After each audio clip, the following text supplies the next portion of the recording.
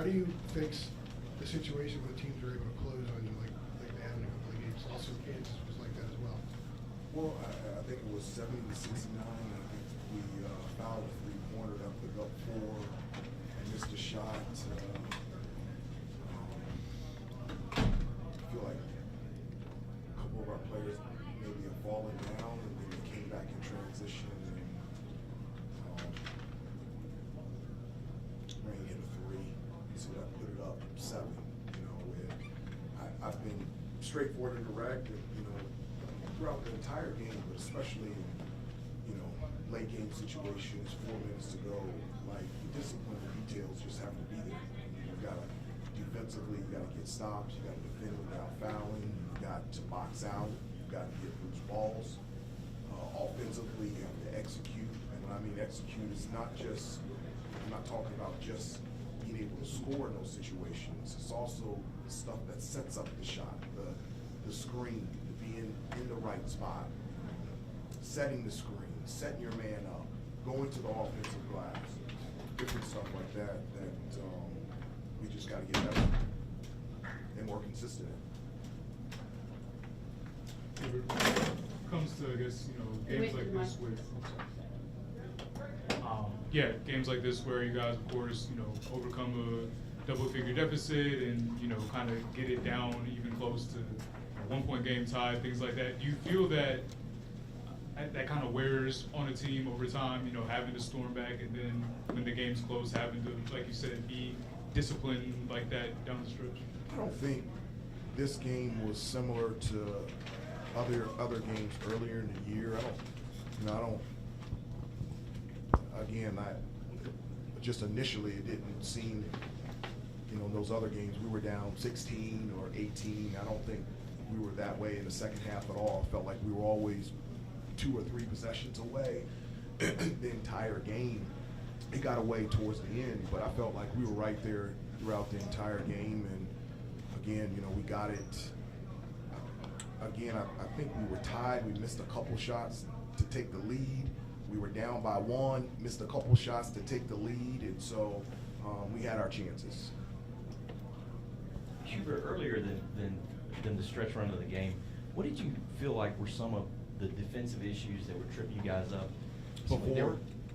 You meant like at the beginning of the game? Or just earlier in the game. It seemed like they're getting lobbed. You know, it seemed like you're getting mixed up on your switches, getting these lobs to the cup. It wasn't getting mixed up in switches. I would say in large part in the first half, and we had talked about it. We had known it that they're really good in transition, even after a made shot. Got to sprint back with a sense of emergency. You've got to talk. We struggled picking up in transition even off of made baskets in the first half.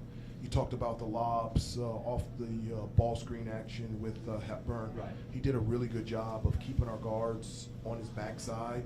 Can't allow that to happen. Have to work harder to be able to square him up. And also there's got to be a low guy there for those lobs there and make them spray it to the other side. And at the beginning of the game, we struggled to be in that right position. I think you guys only had 31 in the first half, one of your lowest scoring halves of the season. What was Louisville doing defensively to slow you guys down?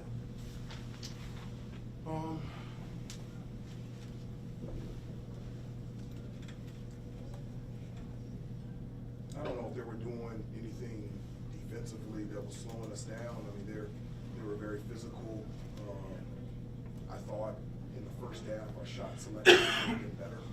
I felt like there was opportunities where we were open to take the shot. I felt like there was opportunities that we could attack the basket. And I felt like there were opportunities where we attacked the basket instead of going strong. We kind of double pumped in the lane and missed a number of layups, whether it's at the post or penetration. So I don't know what we went to the free throw line in the first half. 6 or 7. 6 or 7. But there was a reason. You got to go strong, and I felt like we did that better in the second half, and that allowed us to get into the penalty and allowed us to get to the free throw line. Couple more. See you on the German. Kind of piggybacking off that, Hubert, how disruptive is Chucky Hepburn when he's kind of being given that on-ball pressure on someone trying to initiate the offense? Well, I mean, he's a two-way player. Defensively on the ball, he's really good. We've played against a number of great on-ball defenders. He's somebody that wants that type of challenge. He's got great hands. He does a really good job of getting steals and deflections, contesting without fouling. He's very physical. He's gifted defensively, and he disrupts a lot of things on the defensive end and allows them to play very aggressive on the defensive end. Jeremiah, I think one of the things you were talking about offensively a little bit ago was kind of guys setting each other up, and you mentioned screens kind of being one of those things. I guess from an off-ball standpoint, what do you think can change, I guess, when it comes to guys kind of setting those off-ball screens, getting each other looks and things like that? And just kind of how would you evaluate, I guess, the way in which you guys have been doing this? Yeah, I mean, I'd like to watch the game over again to be able to really answer that question. I just, again, give credit to Louisville. They were very physical, and us coming off those screens and setting screens, and it was just a chance and an opportunity for us to get better and to grow.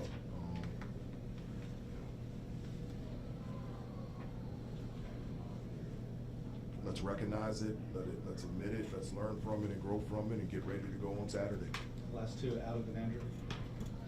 Hubert, do you have any update on Seth Trimble? Was he closer to playing tonight? I don't have an update. Andrew? I feel like what Jeremiah was asking about the screens, where is your team as far as screens, especially the bigs? Are they setting the kind of screens you want? And if there's a lot of moving screen fouls that you guys get called, how does that kind of affect the shots that some of you guys are getting when the screens maybe aren't as solid as they need to be? Well, I don't specifically want to speak in regards to any one of our players or group of players. We just, it's not just screens, it's just, it's everything in terms of execution down the stretch. That we just got to get better at, and we have to continue to improve. And so, one of the areas that we haven't been as consistent has been late in games, and that's something that's just going to have to change the remainder of the season. Thanks, Coach. Thanks, everyone. Again, our players will be available outside the locker room. I would head there right now.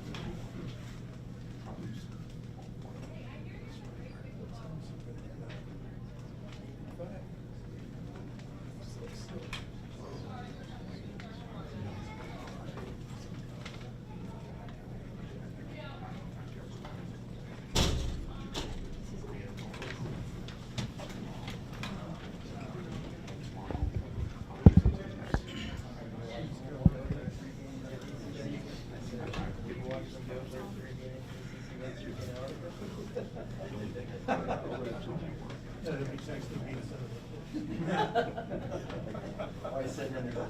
He's sitting in his ice fishing?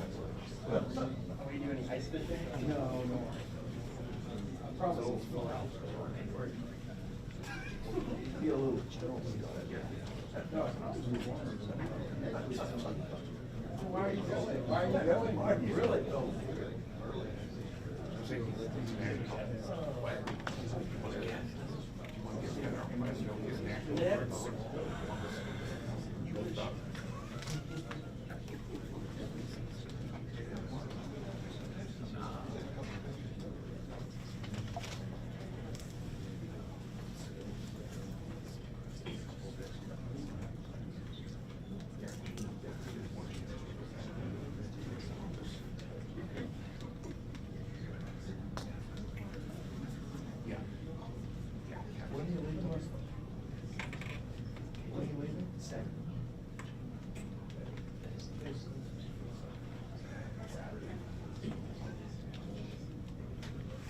Where do you fly? Atlanta and overnight. How long are you in Chile? 2 days. You get on the ship. What do you go down east to west? Does it go down summer in Chile? Summer in Chile? I don't even look. Then we go down to, so we're gonna see much of Chile. Do what? Are you gonna see much there? Oh, yeah. Then we stop at a restaurant. Then we're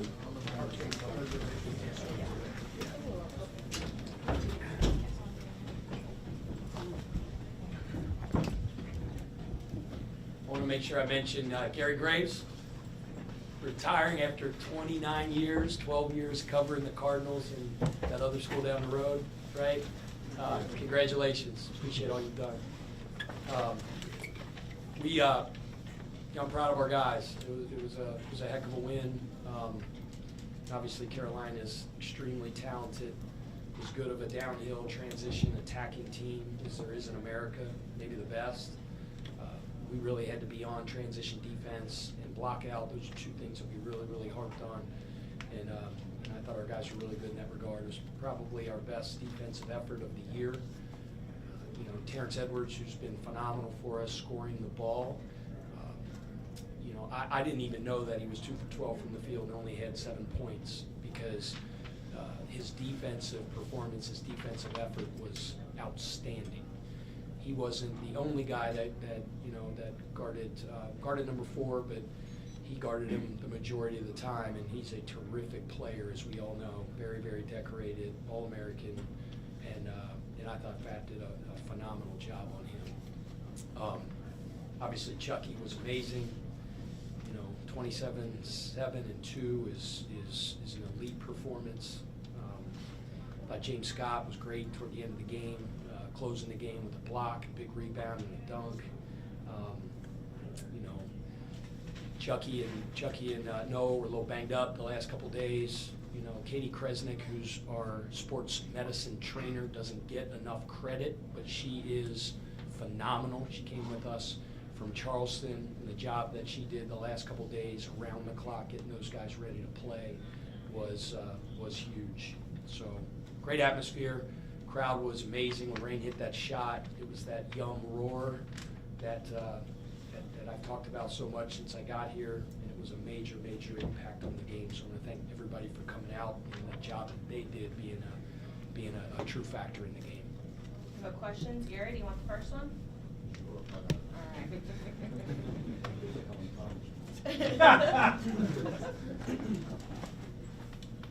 Coach, obviously you did turning point. You get 2, you're up by 1. You get 2 defensive turnovers. And finally, you get Chucky at the line, and then you mentioned Scott with the dunk, and then the monster block at the other end. When you're in a situation like that, what do you kind of tell them to just kind of keep their heads in the game and stay focused on that, and with Chucky being disruptive down the stretch? Yeah, closing out games, we call the last 8 minutes of the game winning time. And, shortly before that, I think at the 11, 12-minute mark, a lot of things were going wrong. We missed 2 front ends of the bonus. We missed a layup, a wide open 3 that didn't go in. We just the energy kind of came out of the building a little bit. The guys walked toward the huddle with their daubers down a little bit, but they responded. They rallied, and I thought they were terrific down the stretch. You mentioned, to beat a really good team, you have to close out the game with stops and rebounds, and that's what we were able to do. The guys just dug in, some terrific defensive possessions toward the end, even at when it was still, the game was still, in the balance. They ran a couple sets down, and our guys were like suffocating on defense. So it's a really good team. Hubert's a phenomenal coach. They're a bear to prepare for. And they're as talented as anybody in the country. And we're fortunate to get a win. I'm proud of our guys. Davis missed his his first 4 shots, didn't have a field goal for the first 15 minutes. Did you decide to go with Edwards because of his length or just his overall defensive ability? Yeah, I mean, that's a good point. I mean, one thing that we wanted to do is try to have, you know, a guy with a little bit more size and length on him. And Terrence really accepted that challenge. He was excited about it. I mean, you know, Coach Kloman, who's our defensive coordinator, does an outstanding job. My staff doesn't get enough credit either. I'm always the one up here after a big win, and everybody's asking me questions. Those guys are terrific. And Mike Cassidy called that set down the stretch when Rain came off that little baseline exit screen. It was an unbelievable call. But Brian Kloman, the defensive coordinator, called me last night, and he goes, man, Fats called me several times, and he's texting me, studying the scouting report, studying video, and little nuances that he's seeing. So that dude was locked in, and he had an amazing performance. Coach, you don't normally talk about recruiting in a post game, but you did get an announced commitment during the game to Mikel Brown. What went into the decision to do this today, and then what was the recruitment like with Mikel? Man, what a cool thing. That was unbelievable. And then the reception, the roar, the crowd, the way they responded when he made his announcement. I had goosebumps. My heart was beating fast. It was really, really cool. When I'm in the timeout, I'm sitting there and I'm trying to act like I'm really locked in the timeout. I'm kind of peeking up at the video and stuff like that. It was really cool. Mikel's family is amazing. His mom and dad, his little sister and his brother are just amazing people. He's a high character young man. Obviously, he's uber talented. And we're really, really fortunate and lucky and excited to have him in Louisville basketball uniform. You mentioned the shot by Rain and being a play call, which I thought it was, and wondered how that materialized, maybe in the huddle or wherever you called it. And you know, Chucky kind of slowed it down, had the ball in his hands a little bit. It was like a shot of adrenaline at that point. What It's a was big it? shot. Yeah, that's why I give Mike a lot of credit for that call, because we kind of ham and egg it a little bit on the sideline in terms of calling sets and, you know, ATOs and things like that. When we were running a certain action where we were kind of, you know, we were running a middle pick and roll with like back screens with our shooter, with Rain Smith in the middle, and then we ran a similar action that looks very similar, but instead of him stepping up and setting a back screen, he ran off of a baseline deck, like a baseline screen. And it was just kind of like a good little change of pace. They weren't kind of ready for it. Rain, you know, found a little ray of light. Chucky found him. It was a big shot. Coach, you kind of hinted on it in your opening statement, you know, James Scott, that sequence, but just talk to me how crucial that was to pull this one out. Was James in here before? Was No. James the one in here? No, he went to radio to talk to Paul. Does he come in here? No. Who came in here? Chucky and. Okay, I was just gonna say, because James he's a treat, man. Like he would rather get 6 root canals than come up here and stand in front of this microphone and talk. That's why he's not coming in. We gotta work on that. We want him to We're come gonna in here, work- he's we're gonna come gonna in here. We're gonna work on it. But just you know, you guys probably know, I mean, James came with us from Charleston. I say it all the time, he's so much fun to coach. One of my favorite players ever coached, just because he's just so bought in. He is a voracious film watcher. He's just an unbelievable student of the game with a really, really high IQ. He plays hard as crap. He had 7 offensive rebounds the other day. He had 8 rebounds today. And then just was a closer today on the defensive end. That block was sick, big rebound, big stick back dunk. You know, he was really good. And then, you know, I want to make sure I mention like Kanai too. You know, 2 of the young guys on our team. Kanai made a big 3, brought a bunch of energy, gave us some great defensive stops. And I'm gonna tell you that he was so vocal on the sideline and in the huddles. Like when I would come in the huddles, you know, the veteran guys are always talking. He's in the back barking and encouraging guys. And, you know, he was really big from a leadership standpoint today too. Yeah, you had 4 guys finish with 4 fouls. Can you speak to just how big it is for them to finish the game and not foul out while they're still playing tight defense? You know, Yeah. in a game that was really close. You know, it's just so Javon had 4 fouls. I trust Javon with my life, with my children. You know, he's Rain Smith, same thing. Like I forget who else had 4. Who else had 4? Chucky. Kanai 4 and Chucky. I mean, you know, Kanai's a freshman, so maybe a little bit more like. But you know, those guys, they know. They know, and they know how to continue to defend, but do it without fouling. try to play a little bit of offense, defense, where we're, you know, pulling guys out just to try to keep them from fouling. But I trust those guys. They do a great job in those situations. Pat, I know during the season we were focused on the next game and the next thing, but big picture wise, you talked about the revival in the preseason. How big is today a step towards, you know, getting the commitment and pulling off a victory? Yeah, gosh, I try, you know, I try to stay so locked in on the here and now and the present, but can't help but get above the trees for a second, and it makes you smile a little bit, and you feel it coming, you know, beating Carolina on your home floor, the atmosphere we had today, the energy in the gym, Mikel's announcement, it was great. You're exactly right.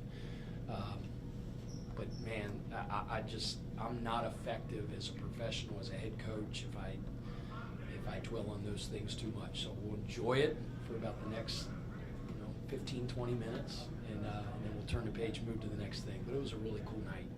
I love that revival. Every once in a while, I'm in the middle of the season. The other day, I didn't even know it was New Year's Eve. We got to the press conference, and somebody asked me, I forget who it was, "You're gonna watch the ball drop tonight?" And I was like, "Oh crap, that's the night." So just really, really locked in what we're doing. But every once in a while, when I'm driving home, I'll put in, Zach Bryan, and I'll put the revival song on, and gets me going. As you guys know, it's not hard to get me excited, get me fired up. But I do listen to that periodically. Pat, since you don't look ahead, I'm going to kind of try and parse this. If the tournament started tomorrow, how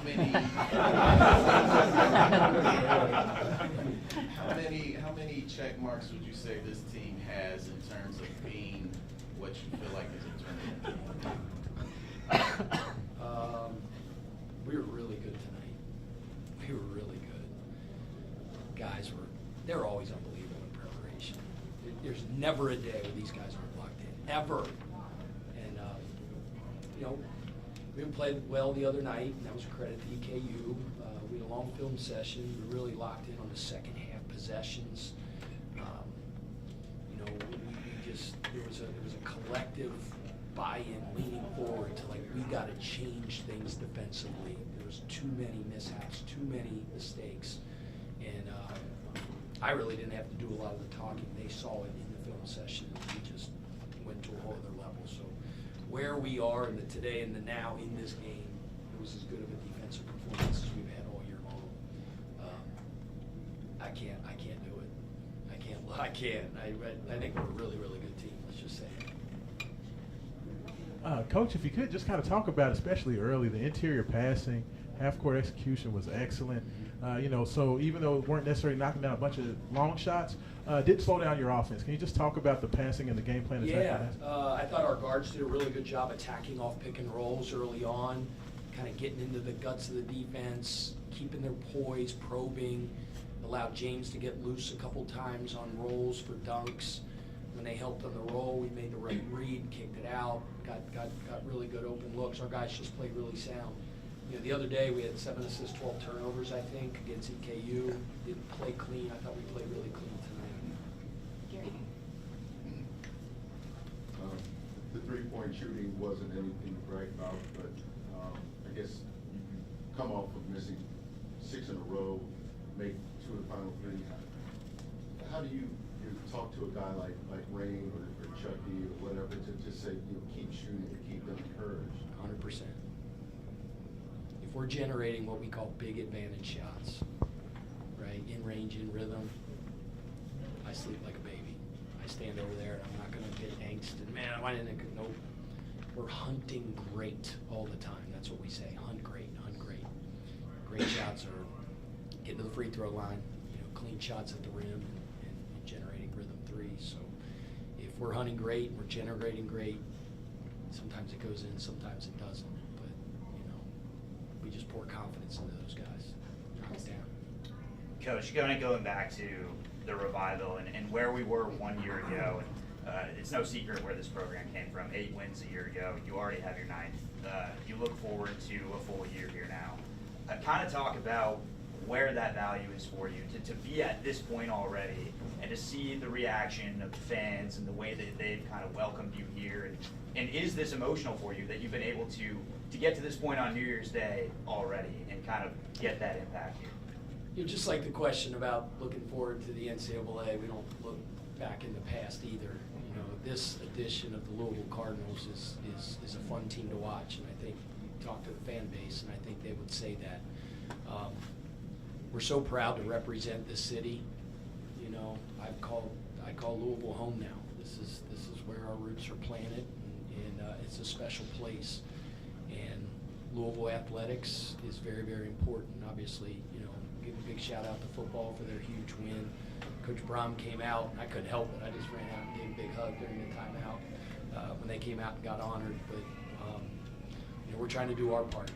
You know, Louisville basketball obviously is a storied program, and we got the job 9 months ago. You know, our charge was to climb and build and put this program back, you know, at the top of college basketball. And we said the way we're going to do it is to be great in the present moment, to stay locked in on the process, and that's what we continue to do.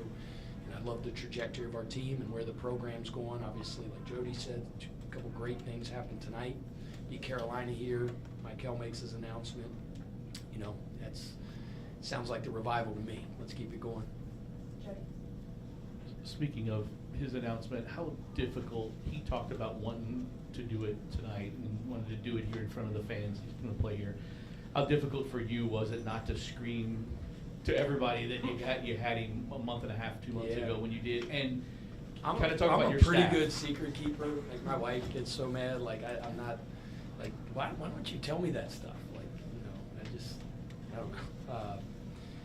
I mean, I wanted him to do it, you know, yes, it's been hard. I mean, I know he had committed and all that stuff, but until it's out there, you know, I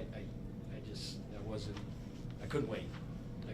So it was a big moment. It's a big moment for him and for the family and for our athletic department, for our university, and for our basketball program.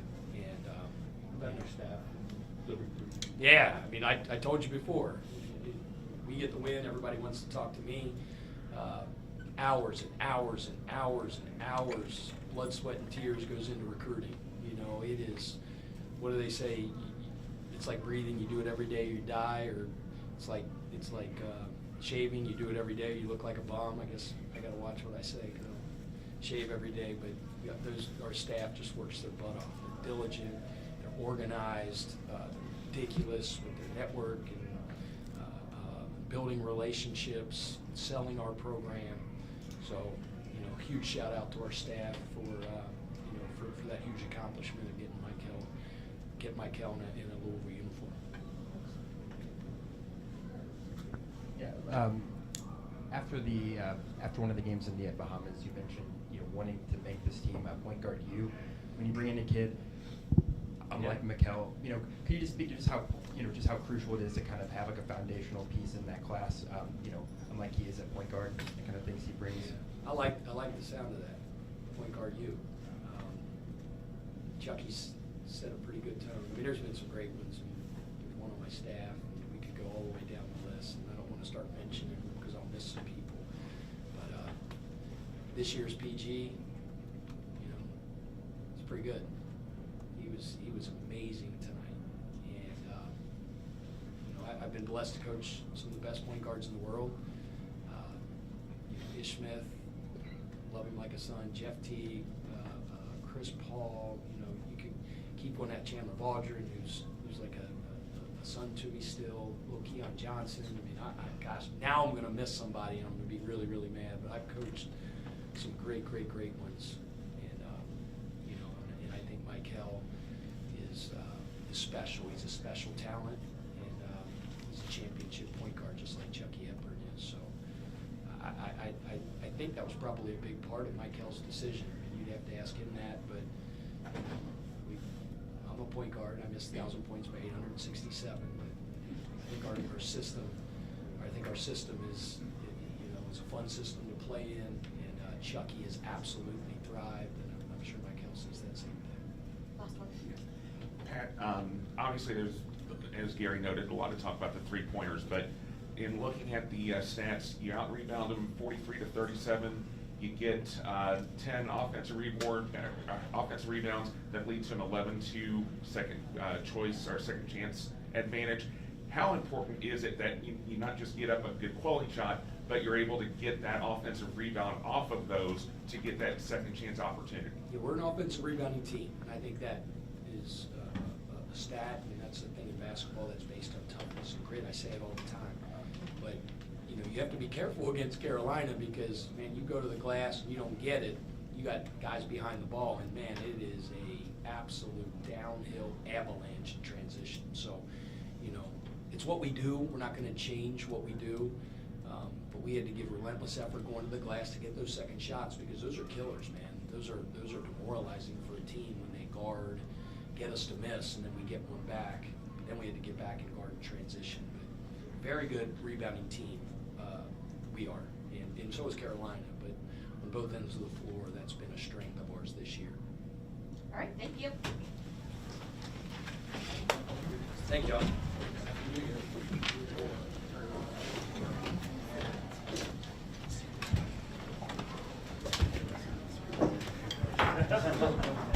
Oh, man. Talk about your battery. Yeah, no, mine was great.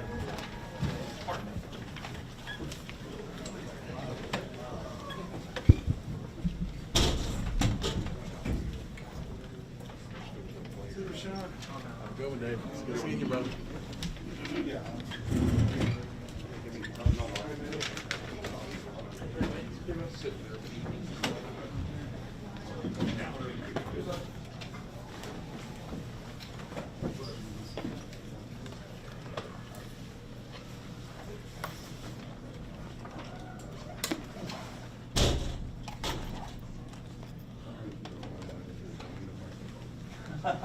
Yeah. My voice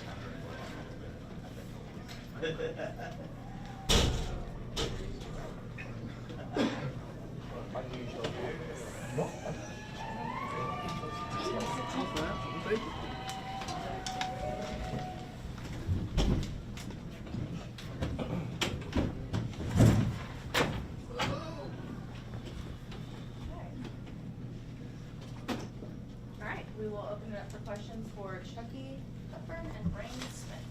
Microphones are on the room. Raise your hand and we'll get you on. So you just talked about your aggressiveness now. You got to the free throw line 20 times tonight. You made 61. How aggressive are you after these games? Yeah, we were just talking about that before we walked in. I didn't realize I shot the ball. I shot the free throw that many times, but you know that's what we needed to do. I knew I needed to come be aggressive, going, getting downhill, making plays for my teammates, and I was able to find James, find Rain, a couple other guys too. So you know, it wasn't me just getting to the free throw line. It was just about me making plays down the stretch.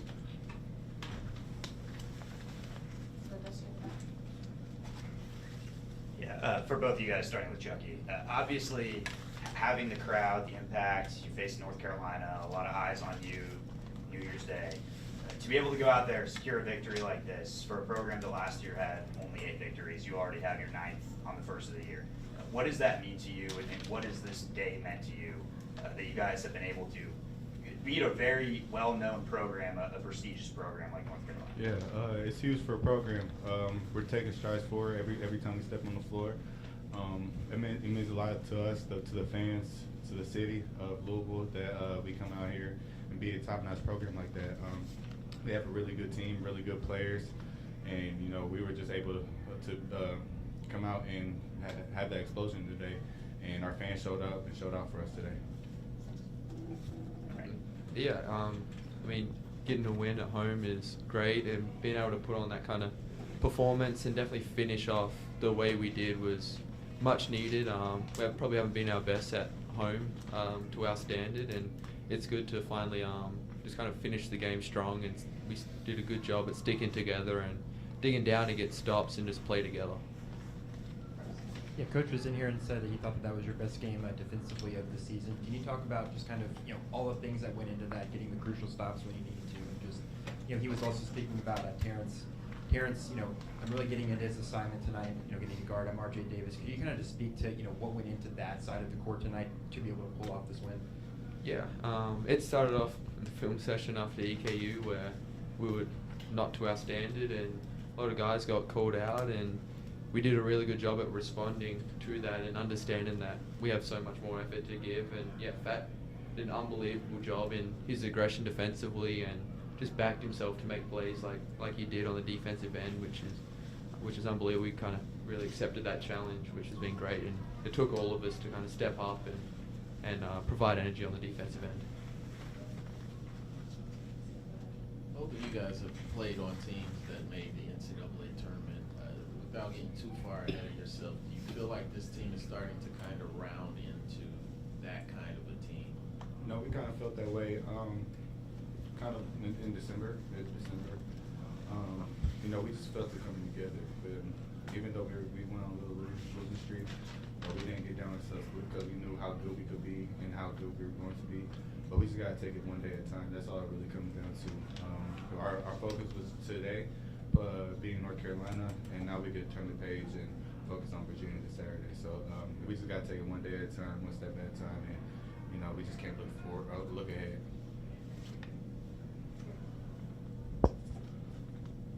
What are you finding about yourself, with a lot of the minutes that you play? What kind of things do you find yourself doing differently down the stretch that a game like this today that helped make a difference for you? Yeah, just getting downhill, being aggressive. That's something that I've kind of always wanted to do.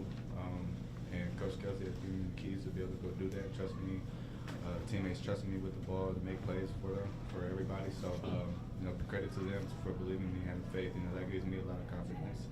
And I'm just able to go do me. So, how big was James Scott in this one? I mean, he gets the offensive rebound, gets the dunk, gets the block. Let's talk about that sequence. That just shows you how good a player James Scott's going to be. Still young, still a sophomore. Obviously, he still has a lot of room to grow. But, just the way he plays out there tonight, high IQ player. He's always talking to me defensively, what he wants, what he sees. And, it just feels good to play with somebody who understands the game like that from a big man's perspective. And, if he keeps doing it, the sky's the limit for him. And, I always say I love playing with James Scott. He's going to be a great player by the time his senior year comes around. Sticking with the guy, some of the younger guys. Coach was just saying, just how vocal Kanai was today, during timeouts and everything. Just how important is it to have a freshman who's able to speak up like that? And in speaking to him a couple weeks ago, he was just mentioning how he feels like that he can do that on this team. Yeah, we expect a lot out of Kanai. We don't look at him as a freshman anymore. We look at him as kind of a upperclassman because he's really him and James are really the only underclassmen on the team. So we need him to step up because we're dealing with injuries right now, and the effort that Kanai put in tonight has been great. I love playing with him. I text him here and there to tell him that he's one of the best freshmen in the state or in the country in my eyes. You see the type of energy he brings to the floor. It may not show up on the score box, but it shows up, and it just brings the energy and intensity on defense, on the offensive end, grabbing the next rebound, making the hustle play. So, Kanai is going to be really, really, really good for us in the future. Chucky, how much do you kind of lobby Coach to guard a specific player? Like, you started off on RJ tonight, but Ian Jackson got hot for a minute for them. Did you ask to get that challenge? No, we kind of just switched the matchups around. I trust in my coach to make the right call. We just go out and listen to them. They kind of just tell us the matchups, and I believe anybody on this team can guard anybody on the floor. So I don't have a problem with the matchup they call out. You guys are stringing along a couple of wins in a row, and you're winning them by different ways. Is there something that you're learning about yourselves as you're kind of getting each of these different wins? Yeah, I think that's the beauty of this team. There's so many different skill sets and ways just to kind of figure out how to win games. And we've been learning about ourselves. We've dealt with adversity and how we've been able to respond from that in just a day in, day out approach. And yeah, of course you learn a lot about your teammates, yourself, when you go through tough times, and everyone's done a great job at coming in the next day to practices, film session with the right attitude to learn. And you kind of see that show up when you start to win games, and and can win them in many different ways where we kind of prepare. I mean, you guys both finished the game with 4 fouls tonight. I'm just wondering, like, when you get in like a close game like that out down the stretch, just how hard is it to, to stay guarding to the same level when you know that if you make, like one false move, that'll be your last play of the night? Yeah, you can't really get caught up in that. If you're worried about playing with 4 fouls, you shouldn't really be on the court, in my opinion. So you got to take that approach that you don't have 4, and you got to defend and focus on getting a stop. And yeah, if you're going in defensively possession scared or worried, you're probably going to foul, and that's how you're going to pick up your 5th. So if you just kind of lock in, focus, still keep the same aggression, you don't think really worry too much about having 4 fouls. Anything else for you, Stu? Chucky, you got a big commitment tonight from a point guard. Pat was talking about just how much he thought, that your play this season maybe spoke to a Mikel. Could you kind of just have you had much time to talk to him during his visits to campus so far, and just your thoughts on him as a player for this year? I've watched some highlights of him. He's going to be a big time player, especially year 1 coming in. I think he's going to help turn this program around tremendously, and we all have high hopes for him. When obviously the stars don't matter when you come in, but that type of kid, he's a program changer right there. So we're excited to have him in. We're excited that he was here tonight to witness this and witness what he could do here in Louisville. So I hope all the best for him. I'll always be cheering on. Wish I could play with him, but I wish him the best. All right, thank you.